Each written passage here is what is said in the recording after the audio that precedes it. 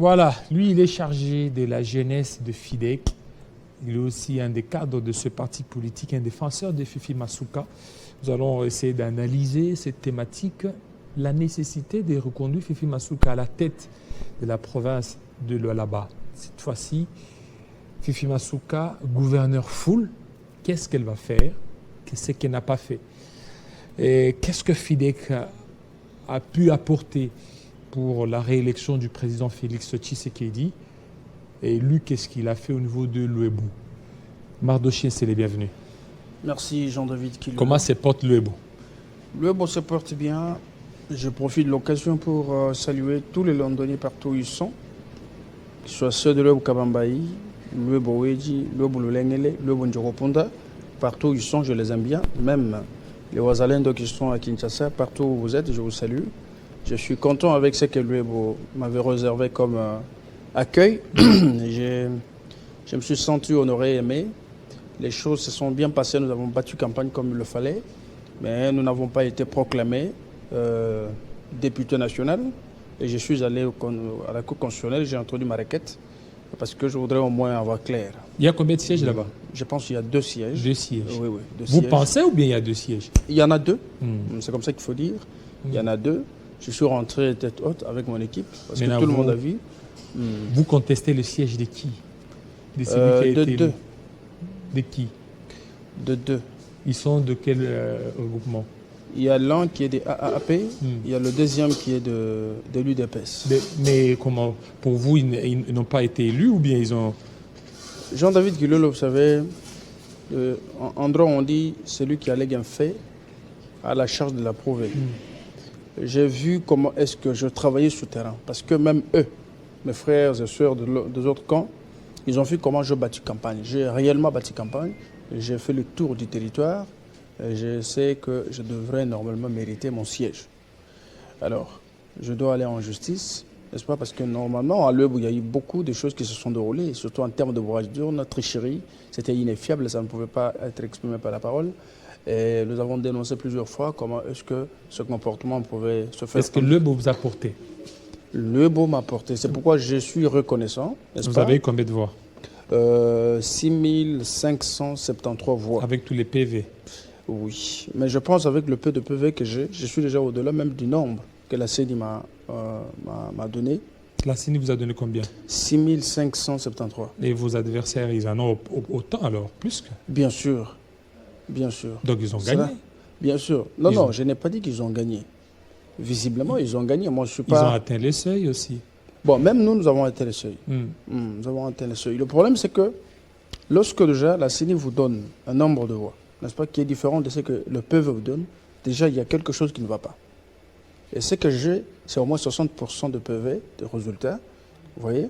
Et si j'avais la totalité, je pouvais directement aller même au nombre que moi-même j'avais compilé. Et c'est pourquoi nous voulons que la Cour essaye de nous amener peut-être au recomptage de voix, pour voir réellement comment est-ce que le travail était fait. Donc c'est ça pour l'Uebu.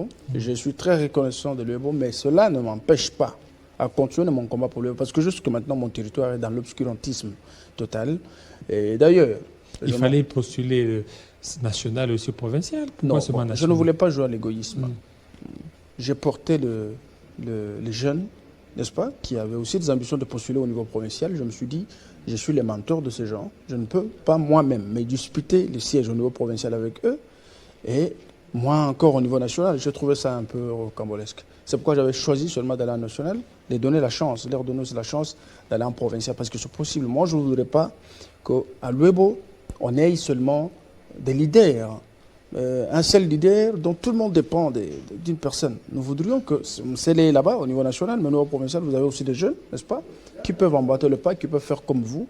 C'est dans ce sens. Le combat pour l'Uebu, c'est un combat de tous les jours, un combat de tout le monde. Nous continuons à le faire parce qu'aujourd'hui, le territoire ne vit pas bien. Ne vit pas bien. Le territoire de l'Uebu? Oui. Comment ça ne vit pas bien? Bon, vous savez, à tous les niveaux. Il y a la famine, il n'y a plus d'infrastructures, le territoire est enclavé, il y a de grandes difficultés, les gens pleurent. Maintenant, avec ça, vous ne voyez pas que cette population ne pouvait pas voter les dirigeants en place parce qu'il y a la pauvreté. Alors, qu'est-ce qui a expliqué qu'il y a ces scores-là? Le score est dû aux tricheries. Ça, c'est vraiment, on ne peut pas remettre, on ne peut pas refuser, même le peuple La population qui nous a voté, beaucoup ont regretté. Nous ne sommes pas ennemis, mais c'est une évidence. Nous avons nos prédécesseurs, nos grands frères, nos papas. Tricherie de la part de qui?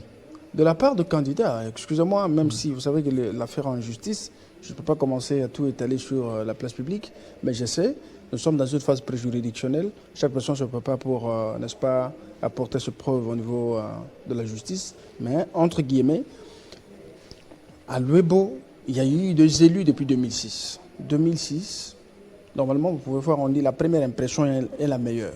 Quand quelqu'un fait 10 ans, 5 ans, il n'a jamais plaidé pour son territoire. Et chaque jour, il le réfléchit, son téléphone est retentit, les gens posent des problèmes. Il arrive sur le terrain, il rencontre des difficultés. Vous voyez? Et nous sommes partis, pas pour gagner de l'argent sur les têtes de pauvres de londoniens, mais nous sommes partis parce que nous avons vu la situation. Et nous avons la possibilité de se mettre à la disposition de notre peuple, n'est-ce pas, nos compétences, notre énergie, notre jeunesse, pour travailler pour eux, les délivrer. C'est ça l'objectif de ma démarche politique. Et surtout, pourquoi je suis allé postuler, vous savez, je suis aussi très populaire dans le Katanga, je pouvais postuler là-bas. Tout comme à Kinshasa, je pouvais m'organiser et postuler ici. Mais je suis allé chez nous parce que j'ai encore des souvenirs nostalgiques de mon territoire, là où je suis né, j'ai évolué. Et je suis allé ailleurs, je me suis battu, je suis rentré, j'ai aussi besoin d'apporter un plus. C'est dans ce sens. Je pense qu'on ne croise pas les bras, on continue le travail. Et l'UEBO ne peut jamais, n'est-ce pas, fonctionner sans compter sur nous. Et surtout, moi, scellé, avec mon équipe, on continue à faire le même travail. Rien ne nous décourage. Je pense que... Et FIDEC, comment maintenant ça se porte, votre parti? Notre parti se porte très bien. Vous avez combien de députés? Bon, je voudrais d'abord commencer par le regroupement.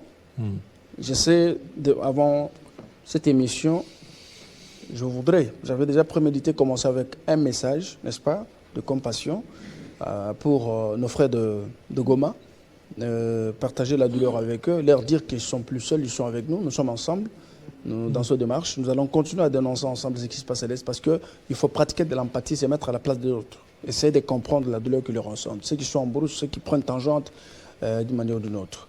Avant de parler de ma famille politique, FIDEC, c'est notre parti, c'est le parti mère de notre 3 sous-composants, parce que c'est le parti de l'autorité morale, Excellence Fifi Masuka Saini, Front des indépendants pour la démocratie chrétienne, a des députés. Je veux dire 9 au total. Au niveau national, alors, nous avons au moins 25 députés pour notre famille politique aux plateformes Fifi Masuka Saini. C'est déjà beaucoup, c'est grand, vous voyez? C'est grand. Ça, c'est ce qui justifie la grandeur de notre autorité morale Masuka Saini. Elle s'est lancée il y a 3 ans comme gouverneur intérimaire à la tête de la province du Lualaba, la province la plus convoitée par beaucoup de zombies ici. Mais malheureusement pour eux, la chance n'a pas souri, mais c'est Masuka qui est là et qui continue à impacter positivement dans tous les secteurs de la vie.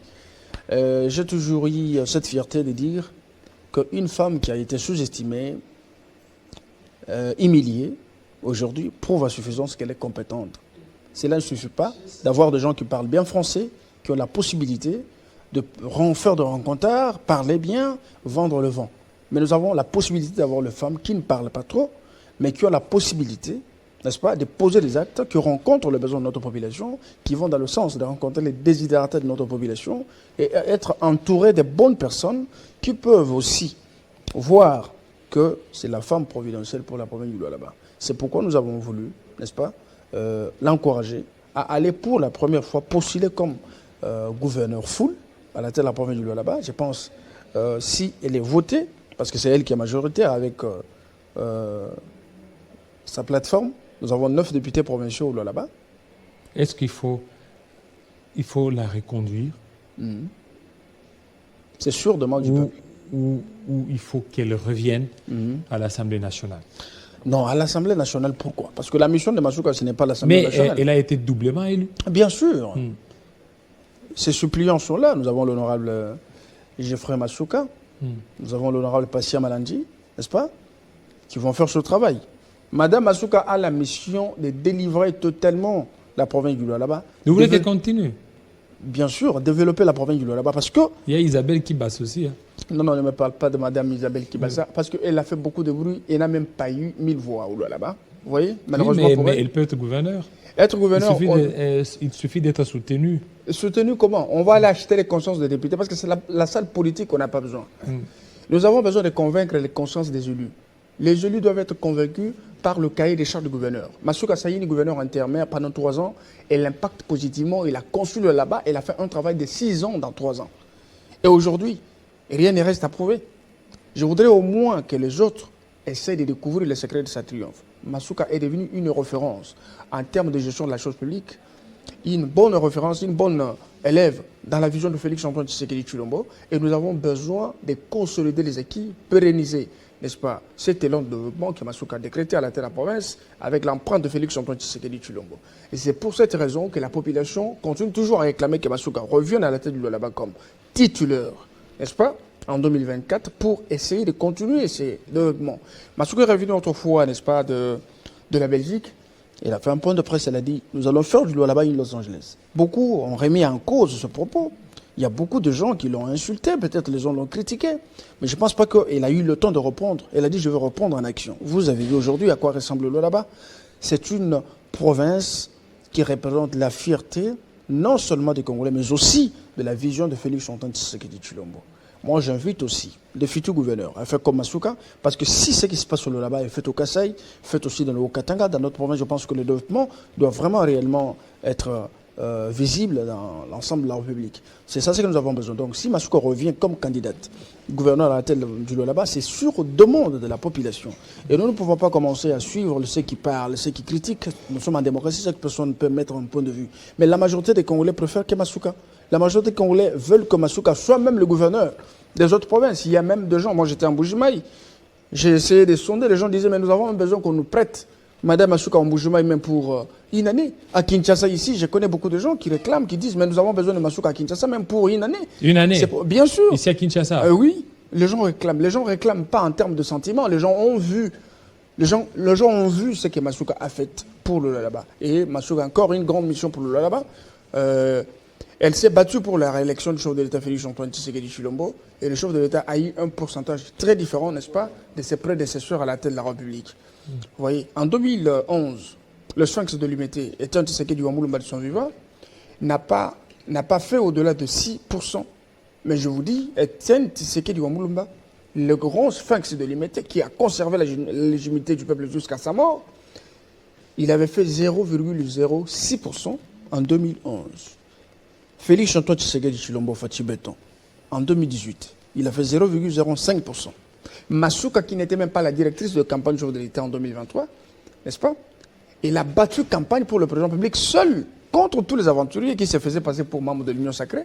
Ils ont pris tangente pour prendre d'autres couleurs parce qu'ils avaient besoin de se conformer à la volonté de ceux qui ne voulaient pas que Félix soit élu président de la République. Ils sont partis dans leur circonscription électorale avec des affiches sans Félix Tshisekedi. Ils ont prêché Katumbi. Ils ont prêché Katumbi. Ils ont prêché Katumbi. Mais on a vu, il y a... Nous avons de preuves. Même... Il y a la ministre de portefeuille qui est là. Il n'a pas prêché Katumbi. Non, mais la ministre de portefeuille n'a même pas mis Fachi Beton sur cette photo. Oui, mais est-ce que le fait de le mettre, c'est ça? C'est un langage. En politique, ça communique. Lorsque vous portez quelqu'un, vous devez le porter réellement. Vous devez le porter. Mais il a été au niveau des Sandos. Mais au niveau des Sandos, il n'a rien foutu. Au contraire, même dans le rapport de la sécurité, il a été cité parmi les personnes, les candidates qui donnaient l'argent aux gens pour acheter leur voix. Malheureusement pour elle, elle n'a même pas un député provincial. Alors vous allez me comprendre, les gens, ils ont fait élire Fachi Beton en quoi? Parce que Massouka qui avait pour circonscription électorale Kolosi, elle était candidate députée nationale provinciale, n'est-ce pas? Elle a abandonné sa circonscription électorale, seule contre tous. Massouka est parti dans le territoire pour faire la campagne du président public Félix-Antoine Tshisekedi. À la différence des années précédentes, où on a connu Etienne Tshisekedi Wamulumba 2000, n'est-ce pas, 11, on a connu Félix-Antoine Tshisekedi, Martin Fayou, les autres en 2018, mais Massouka a donné au chef de l'État 20%. 20% dans une province où on a empoisonné la population avec des messages incendiaires, où on a essayé de diaboliser d'une manière ou d'une autre le président public Félix-Antoine Tshisekedi, et où on ne voulait pas que Tshisekedi soit élu. Mais les enfants du là-bas, tellement qu'ils aiment Félix-Antoine Tshisekedi à travers les actions qu'il a posées, par le biais de sa représentante Fifi Massouka Sayini, ils ont fait confiance. Ce n'est qu'un début, c'est un processus, n'est-ce pas? La légitimité, ce n'est pas facile. Faire comprendre à un peuple empoisonné avec le message de haine, un message incendiaire, amener à convaincre une grande portion de la population pour apporter le soutien au président public à sa réélection, je pense que c'est Massouka.